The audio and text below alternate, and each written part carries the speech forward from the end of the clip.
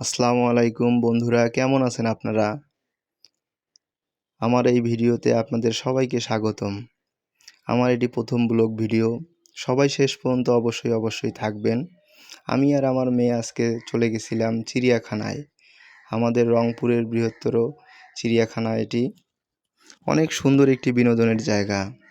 ছোটরা বড়রা সবাই এখানে আসে এবং দূর দূরান্ত থেকে আমাদের রংপুর বিভাগের সবাই আসে এখানে। অনেক সুন্দর একটি বিনোদনের জায়গা।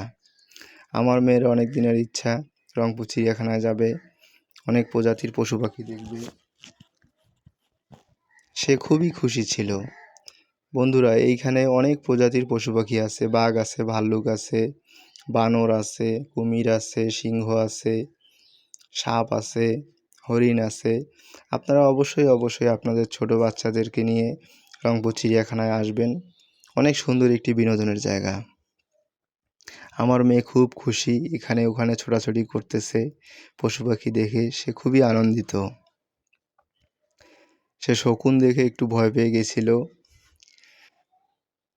তারপরে চলে গেছিলাম আমরা সাপের কাছে। সাপও অনেক ভয়ঙ্কর ছিল, কিন্তু সে ঘুমিয়েছিল, এই জন্য আমার মেয়ে সামনে যেতে যায়নি ভয়ে। তারপরে আমরা অনেক আনন্দ করলাম, ছুটাছুটি করলাম। আমার মেয়ে তো ছুটতে আছে।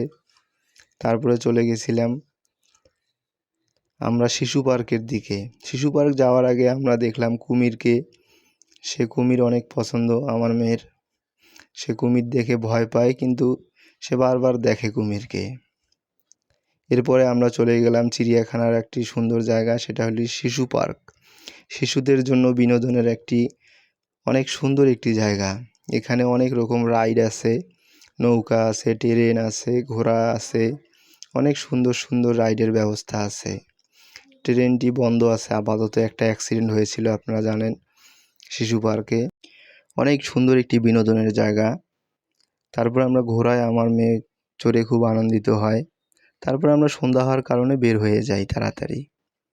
বন্ধুরা, আমার ভিডিওটি যারা দেখছেন অবশ্যই লাইক কমেন্ট শেয়ার করবেন এবং চ্যানেলটি অবশ্যই সাবস্ক্রাইব করবেন। পাশে থাকার জন্য সবাইকে ধন্যবাদ। সবাই ভালো থাকবেন।